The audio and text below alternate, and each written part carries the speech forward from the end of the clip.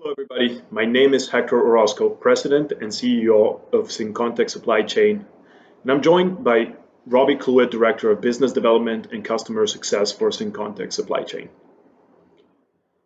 A little bit about us. We're a supply chain technology firm located in Vancouver, Canada, and our primary expertise is in supply chain design, end-to-end fulfillment optimization. We do this through cloud-based enterprise applications and advanced analytics. I'd like to also introduce Sam Dickstein, who acted as the interim head of operations for Sage Natural Wellness for the majority of 2020. And through the case study, we're going to explore. He will come a little bit later to discuss the mindset of the executive team once the retail restrictions were imposed, and he will also provide a bit of background for the case study and then conclude with a review of some of the results and learnings that were obtained. Now, of course, we are here to explore a case study of a recent project with Sage Natural Wellness, one that we are proud to have been a part of last year. But first, we want to quickly cover the importance of continuous improvement in an order fulfillment setting, as it's highly applicable here. We're not just referring to the concepts and principles, but also the mindset. The concepts are out there, the expertise is out there, and so are the tools. Oftentimes, the only thing that remains is execution and the willingness to constantly challenge the status quo. We'll talk about how this mindset was put to the test during the COVID-19 pandemic when the status quo was no longer an option. We'll wrap up by providing you with some key takeaways surrounding the case study, a lot of which can be applied immediately to your own operations. And finally, Sam, Robbie, and myself will be here following the session to answer any questions that you may have. Let's begin by framing our discussion with some context about why continuous improvement is so important. The short answer is waste, and that's because waste is everywhere. It touches every area of the fulfillment operation, and yet it's extremely difficult to isolate. The visible symptoms of wasted resources in fulfillment operation, that is excessive overtime, product damage, lack of capacity, overstaffing, long order turnaround times, and many more are only the tip of the iceberg. The other invisible symptoms and other not so visible root causes are usually found underneath the surface. Where continuous improvement is critical is in recognizing that symptoms such as capacity constraints, missed labor performance targets, throughput bottlenecks, and missed budgets are likely the result of inefficiencies within your operation. And it's important to remain agile in your recognition of these symptoms and underlying root causes, because one thing we know is common to most distribution operations is they are dynamic in nature. That is, there can be proliferation of active SKUs, seasonal and sporadic demand, fluctuation in inventory levels, and year-over-year business growth. These are just a few of the factors that can have significant impact on direct labor requirements, material handling requirements, capacity utilization, order throughput, facility lifetime, and ultimately whether or not you hit your financial goals. To further illustrate this point, we don't have to look any further than the effect COVID-19 had on the retail sector. If you were in grocery or providing other essential goods, you likely saw an exponential rise in product demand, mostly from a relatively small list of staple items. And because of this, you were likely dealing with a shortage in direct labor. What this meant was, although sales were up, so was your overtime and overall labor spend. Operations that were unable to adapt quickly and scale throughput in an efficient way, so their margins shrank as a result. On the other side of the coin, those providing non-essentials as a result of retail store closures saw an exponential increase in e-commerce demand, which meant smaller order sizes, an increase in order frequency, a shift in storage requirements, and a shift in labor requirements. Like those dealing with essential goods, existing inefficiencies were highlighted and exaggerated. Each order shipped became more expensive, And with throughput compromised by bottlenecks, order turnaround times increased. Aside from being able to effectively capture some retail demand through their e-commerce channels, those that survived the past few months and continue to survive through these difficult times will have a few things in common. First, they made decisions quickly. They adapted layouts and equipment to smaller and more frequent orders. They also increased and optimized their throughput capacity. And finally, and most importantly, they saw an opportunity to move away from the status quo. And this brings us to the case of Sage Natural Wellness. I am now going to turn it over to Sam to walk us through it.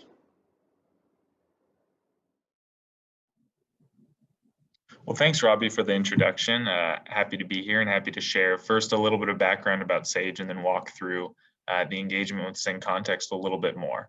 About Sage, Sage is a natural wellness retailer that's based in Vancouver, Canada, operating across both Canada and the US and primarily selling through owned retail and e-com channels. From a product perspective, Sage focuses on essential oil-based products, including kind of oil blends, roll-ons, soaps, hand sanitizers, skincare, home cleaning, as well as electronic ultrasonic diffusers. So you can imagine kind of most of the products rather are small and fragile and often kind of sitting in glass or plastic containers. Moving to the next page, we engaged SynContext in reaction to the pandemic as we had to close all of our stores and had our business shifting exclusively to the traditionally much smaller e-com channel, which we were seeing grow, over 500% year over year in the spring. At this time, we had a single distribution node in the US and one e-com enabled node in Canada as well, though had some plans to introduce e-com pick and pack to our second Eastern Canada DC as well. To the next slide, while handling the significant demand during the spring and the summer and the shift in channels was very possible during those months. As you can see, the business is highly seasonal. And so the holiday in particular posed a significant level of concern as an entirely e-com based business in November and December with no action plan would have led to potentially catastrophic results from an overloaded network that would have had ripple effects from an SLA point of view and potential to keep customers waiting weeks potentially for holiday orders.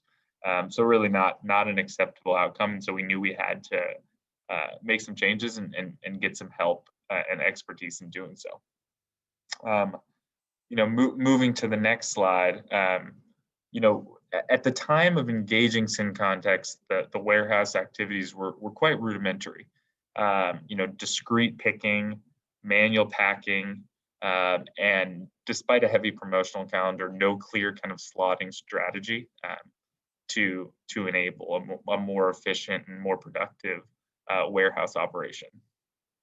And so, to the next slide, we came to SynContext in the summer with a broad and ambitious scope. Reimagine our outbound distribution operation to more efficiently and effectively meet demand, and allow us to not only scale just for holiday, but allow us to continue to be able to support future growth through this upcoming transformation that we were about to embark on.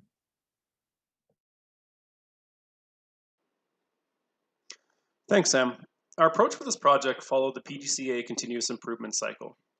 Plan, do, check, and act. This is a common methodology that can be used for a single project or as a method of continuous improvement. We also used a fulfillment optimization system to help us with advanced analytics, scenario creation, and ultimately the implementation of mass slotting. Like the PDCA approach, a fulfillment optimization system can be used when it comes to carrying out layout optimization projects like this, or it can be used by analysts and operators as a tool for continuous improvement in an operation. Where it was especially helpful for us in this project is that it helped us meet a strict deadline without having to compromise on large amounts of data. Sometimes in the face of a strict timeline, assumptions are brought in, and we all know the breakdown of the spelling of the word assume. It also helped us create from scratch multiple fully quantified layout scenarios, using different material handling options and even different growth projections. And finally, it helped us connect the concept to the detailed execution when it came to generating the final slotting. This is a critical stage, and it's often one that's missed when it comes to activating new DCs or making wholesale adjustments to a layout as we did here. So without further ado, let's get into it. The plan stage is typically where an opportunity for improvement is recognized and the plan of action is formulated. We started by defining the problem. It seems like an easy step, a no-brainer in fact. However, we're not just referring to a simple definition, we're also talking about stakeholder consensus. It's important to ensure that all stakeholders are on board and the scope of the project is well defined right from the beginning. Our next step was to determine expectations for success. What does it mean for the organization and for the stakeholders involved? What is the expected outcome? Third, we reviewed the current state. In this case, we performed an on-site audit to understand the operation, the layout, the equipment, the processes, and the team. Finally, we gathered all relevant operational data. Coupled with our hands-on review, this helped us build an assumption-free baseline of the current state of the operation that we could use to not only determine requirements, but also model for the future. Ultimately, it was determined that there would be two congruent projects, one focusing on layout optimization for the operations e-commerce pick area, which was the priority at the time, and another focusing on enhancing the operations WMS capabilities so that it can meet the anticipated needs of our layout optimization project. Due to the seasonality of the business, both had a strict deadline and were planned to conclude within days of one another. At this point, what was known was there was a strict deadline, but we knew we had a motivated team with a single objective. We knew the data baseline, we knew active SKUs, volumes, and inventory, and we also knew what the ultimate goal was, which was to focus on e-commerce above all else. What we didn't know, however, was the adjustments or improvements that were needed to be made in order for the operation to hit its targets. We knew there may be bottlenecks, but we didn't know where. We didn't know what capacity constraints were present, if any. We didn't know what compromises, given the timeline, we would have to make. Were we going to compromise capacity over productivity? Were we going to compromise productivity over capacity? At this point, we didn't know, so we got to work. As mentioned previously, the project was data-driven. At the risk of grossly oversimplifying the process, we used data in place of assumptions when it came to filling the gaps of what we didn't know. We developed a data baseline and order profile to get the pulse of the operation, and then we looked at handling capacity to make sure any layout scenario was able to carry the peak volume. We looked at existing performance KPIs and matched them with what would be ultimately expected of them. We knew at this point that we would not be adding an automation, so we had to find out whether it was a staff quantity problem or a productivity problem. For example, adding more staff to a crowded layout and expecting higher throughput is just going to compound the problem and probably lead to an even lower throughput despite having more staff on the floor. Finally, we had to take seasonality and growth projections into account because this wasn't just a quick solution. This was a full-scale transformation that was meant to have a long-lasting shelf life. From the analysis, scenario concepts were created. When we take on projects of this nature, where different layout scenarios are in play, there's some criteria by which the scenarios are typically evaluated. The first is space. By this we mean both overall footprint of the layout and operating capacity, typically shown in cube. The second is savings opportunity. What's the level of savings in terms of labor efficiency, if any? The third is total investment required in terms of equipment, racking, systems, tools, and other things that may require capital expenditure. With this project, however, it was also important to include a few other variables. Implementation timing. We had to make sure that the scenario, whichever one was chosen, could be implemented by our project deadline, which was 4 weeks prior to the peak season for the operation. Concept complexity. As we were on a strict deadline, we had to ensure that the concept was not overly complex. The best case scenario was that we had 4 weeks to ramp up testing and training before the peak season. The more complex the concept and setup, the more risk of failure, especially when there's a strict timeline involved. And finally, growth opportunity. Growth opportunity is a big part of any project of this nature, especially, as discussed before, fulfillment operations are highly dynamic in nature. When it comes to sizing and developing a layout concept, we had to consider that this was a highly seasonal operation. As Sam mentioned before in the introduction to the case study, e-commerce demand was expected to be 500% that of the year before. We had to ensure we were using relevant operational data that reflected the typical peak, and we also had to ensure we projected growth for the years to come, should the trend towards e-commerce continue at the same heightened pace. Ultimately, the team decided on a layout that provided the expected benefits, was not overly complex, and really didn't require a great deal of CapEx. The important thing was that everything was quantified and understood before a rack was ordered or existing layout was touched. To quote a popular saying that carpenters use, measure twice and cut once. The do stage is all about execution. While we're not going to get into the specifics of the layout that was implemented, we are going to discuss the process, as we believe that is a lot more relatable and transferable to the average operation out there. While detail at every stage is important, during an implementation it's absolutely critical. When it came time to bring life to the selected conceptual layout, we needed to start with a detailed design. This included an AutoCAD drawing of the layout to scale, inclusive of item zoning, rack profiles, and pick paths. And as the operation had an order packing function, this needed to be included as well, not just for sizing purposes, but to ensure all process flows were reviewed and understood before any changes were made. Once the detailed design was on paper and was confirmed to match the concept, we had to provide equipment specs for racking, shelving units, handhelds, printers, and other necessary equipment that was a part of the plan. As mentioned, we were on a tight timeline, so as soon as we knew the racking was realistic, we had to get moving. Now, if you've ever purchased this kind of equipment before, you know that you should be prepared to make adjustments on the fly, especially if large quantities are needed and you don't have months to wait. Keep in mind, this was in the middle of a pandemic when lead times were longer than usual.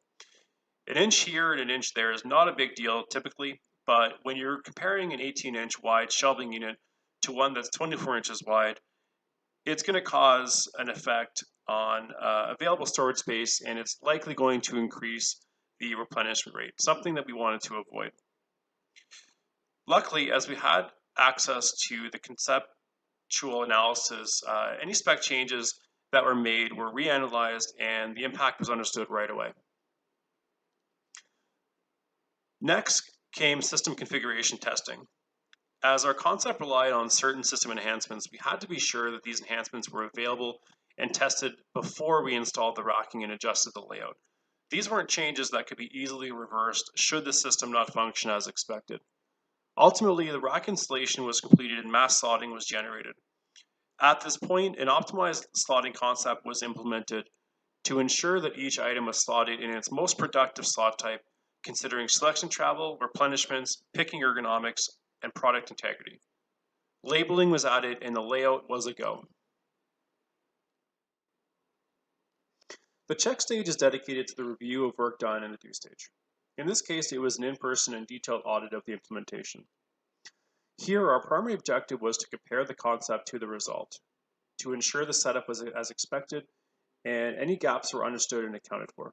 In this case, we were looking at the overall layout. Was it up to spec? Are there any space issues that we should be concerned with? Racking and shelving were also reviewed in depth to ensure that the right size and quantity were implemented. In this project, we introduced a few different types of racking that were not used prior, and we also incorporated some shelving units to handle slow movers and as little of a footprint as possible. They're great for saving space, but they do require a lot of detailed work, especially if you're working with multiple configurations as we were. As handheld scanners were incorporated to the operation for the first time as well, it was critical to audit the functionality and ensure that the right quantity was on hand. As we were working concurrently with a system enhancement project, we also had to ensure that certain functionality was tested and available for us. In terms of user processes, as discussed, to support the pick and pack labor functions, we created a few additional indirect rules. And it was important for us to observe these roles to ensure that they were adding value to the overall process as we had expected. The audit of these processes was also to ensure that they were not overly complex and they were easy for floor supervisors to monitor as they were not system driven nor was the productivity level trackable at the time. Here's a look at the performance dashboard that was incorporated during this stage. All direct labor tasks were included here, and it was something that all floor personnel were able to view throughout each shift. Each shift had a goal, and each individual had a goal as well. It was important to get this dashboard set up as part of the layout implementation because it allowed us to establish a baseline and also to track performance as processes were being tweaked. It also played a critical role in creating performance expectation transparency for floor staff, including supervisors, who were able to access reports on shift if needed.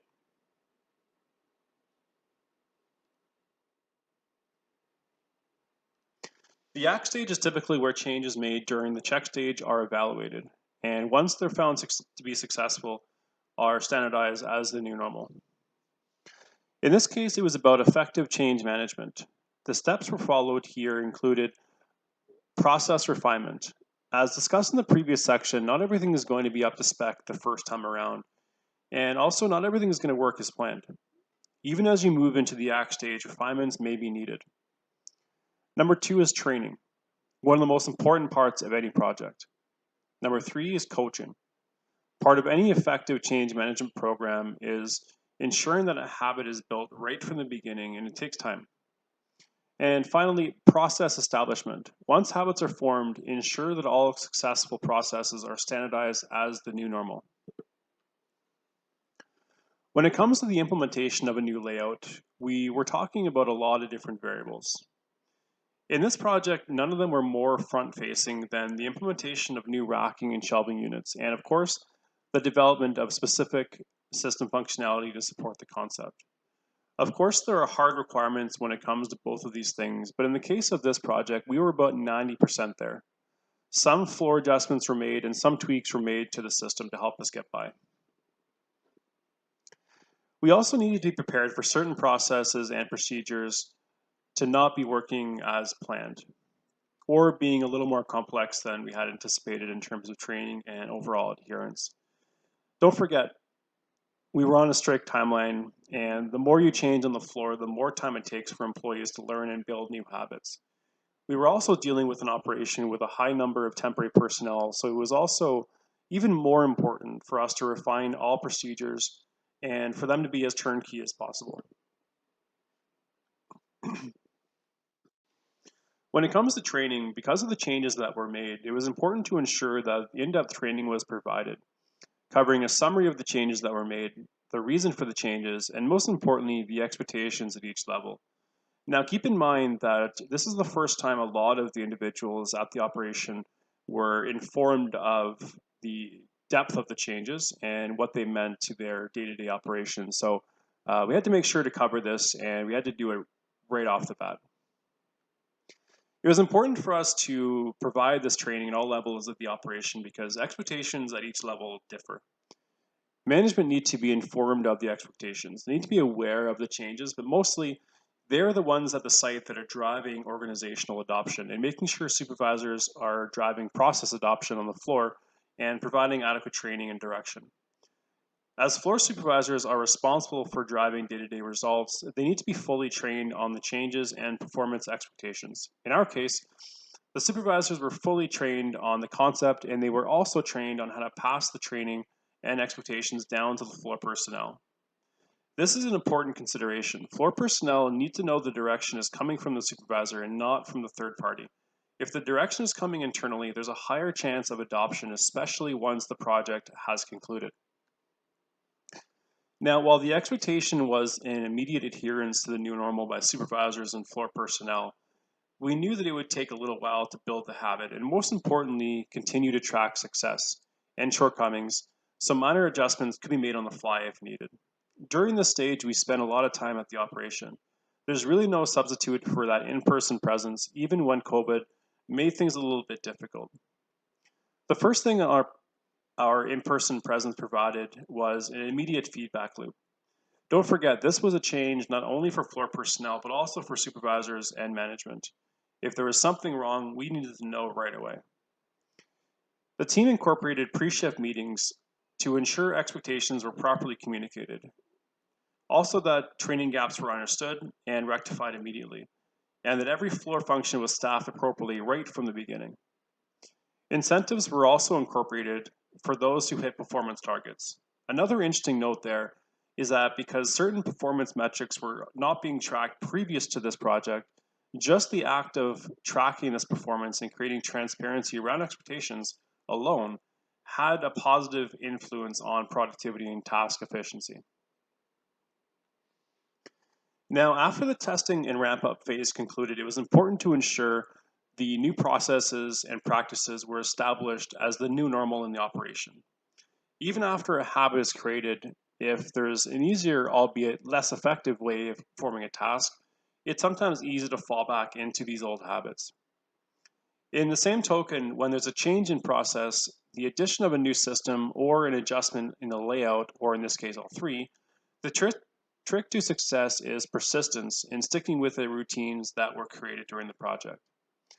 With that, I'll hand it back to Sam to discuss results and achievements from the project and to share some of the learnings in retrospect.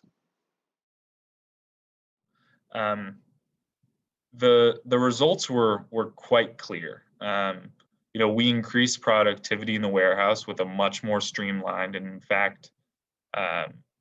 fact, we decreased the processing times that our customers were seeing during the holiday period, despite the massive growth in the e-com channel. And so thus we were really able to satisfy this intense demand during the holiday period. This largely came through redesigned pick and pack, and that enabled moving from kind of discrete picking towards a more cluster-based strategy.